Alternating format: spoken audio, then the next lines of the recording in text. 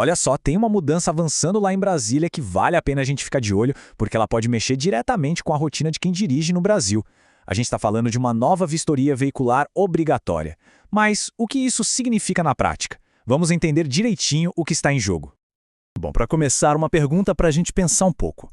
Qual foi a última vez que o carro passou por aquela vistoria completa mesmo? Sabe, daquelas que olham tudo nos mínimos detalhes? Pois é, para muita gente essa resposta nem é tão fácil. E é justamente essa incerteza que uma nova proposta quer resolver.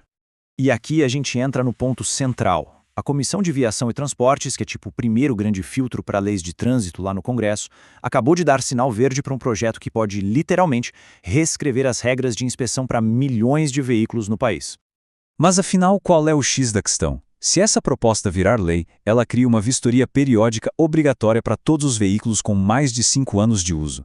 É, sem dúvida, uma mudança e tanto em relação ao que a gente tem hoje, com o foco total na frota mais antiga que está rodando por aí.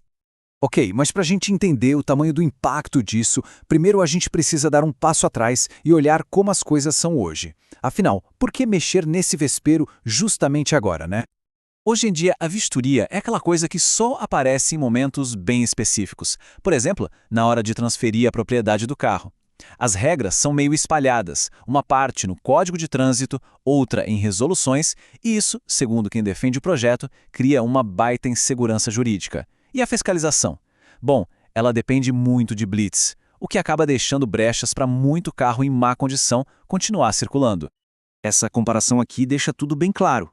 A ideia é sair de um sistema que só age depois que o problema aparece para um sistema que tenta prevenir. Sair desse monte de regras espalhadas para uma norma unificada. E, claro, trocar essa tal insegurança jurídica por um padrão de fiscalização que seja claro e valha para o Brasil inteiro. Então, como é que a nova proposta quer consertar tudo isso? O plano se apoia basicamente em duas ideias-chave: unificar os critérios e apertar o cerco na fiscalização em todo o país. Mas o que é, afinal, essa tal de vistoria veicular periódica? Pensa numa inspeção que vai ser obrigatória, feita de tempos em tempos e que vai muito além do básico. Ela foi pensada para checar 3 áreas principais: os itens de segurança, a emissão de poluentes e até o nível de ruído do veículo. E aqui que a gente vê o tamanho da inspeção. Não é só olhar freio e pneu, não.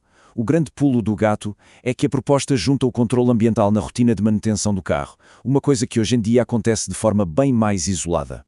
No fim das contas, o objetivo é duplo. Primeiro, criar um padrão nacional para a fiscalização, para a regra ser a mesma em todo o Brasil. E segundo, que talvez seja o mais importante, é garantir que os carros que são um risco para a segurança e para o meio ambiente sejam consertados ou, em último caso, tirados de circulação. Certo, a teoria é essa. Mas, e na prática? O que isso vai significar para o dia-a-dia e para o bolso de quem dirige? É aqui que a coisa começa a apertar e a gente vê como a proposta afeta diretamente a vida de milhões de pessoas. E olha, a proposta leva essa nova obrigação muito a sério. Dirigir um carro sem a vistoria em dia, ou até mesmo com laudo dizendo que ele foi reprovado, vai passar a ser considerado uma infração grave pelo Código de Trânsito. E infração grave, a gente sabe, vem com uma conta salgada. Estamos falando de uma multa de quase R$ 200, 5 pontos na carteira de motorista e, atenção aqui, o veículo pode ser retido até a situação ser regularizada. É uma penalidade que com certeza vai pesar bastante. Mas calma, essa mudança toda não entra em vigor amanhã. O projeto de lei ainda tem um bom caminho para percorrer lá no Congresso Nacional. Vamos entender rapidinho quais são as próximas etapas. O projeto já passou pela primeira fase, foi aprovado na Comissão de Viação e Transportes. O próximo desafio, e é um dos grandes, é a Comissão de Constituição e Justiça. Só depois de passar por lá é que ele pode ir para o plenário da Câmara e, finalmente, seguir para o Senado. E tem um detalhe importante nesse processo todo. O projeto está tramitando em caráter conclusivo. O que isso quer dizer? Na prática, significa que se ele for aprovado nas comissões certas, ele pode ir direto para o Senado, sem precisar ser votado por todos os deputados no plenário. É um jeito de acelerar bastante as coisas. E assim a gente chega ao fim. A proposta coloca na balança o seguinte: de um lado, um novo custo e uma nova obrigação para quem tem carro. Do outro lado, a promessa de ruas mais seguras e um ar mais limpo para todo mundo.